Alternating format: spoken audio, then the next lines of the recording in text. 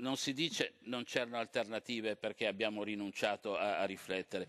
ma perché abbiamo scelto fondamentalmente di non accettare una conclusione drammatica che fosse di ricaduta sull'economia di un territorio tra i più importanti non solo d'Italia ma della stessa Europa. Così il sottosegretario all'economia Pierpaolo Baretta ha concluso la discussione generale sul decreto per il salvataggio delle banche venete, approdato oggi alla Camera, difendendo la scelta del governo di optare per la liquidazione di Veneto Banca e Popolare di Vicenza con il sostegno dello Stato e l'intervento di Banca Intesa, pur senza nascondere che si sarebbe preferita la ricapitalizzazione precauzionale adottata per MPS. Una discussione accesa, quella di oggi in aula, con le opposizioni all'attacco. Come Lega non possiamo avvallare questo provvedimento,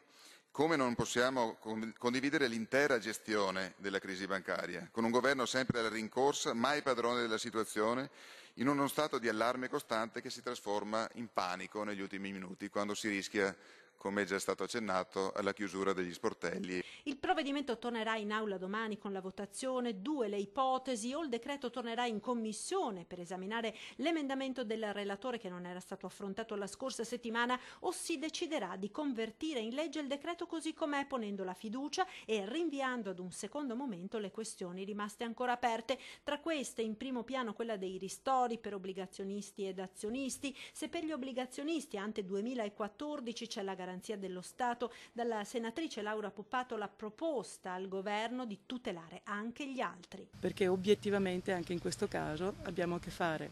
con risparmiatori che non si sono resi conto, diciamo, del rischio che correvano andando ad acquistare questo tipo di obbligazioni subordinate, e soprattutto quei risparmiatori che sono stati con i mutui baciati, è il caso più chiaro, più limpido, cioè quelli che sono stati ricattati, diciamolo, truffati per la precisione, e cioè hanno acquistato un mutuo e si sono visti costretti ad acquistare anche le azioni. Ecco, queste sono le categorie che dovrebbero essere ristorate, io credo ad una percentuale molto alta e molto vicina al 100%.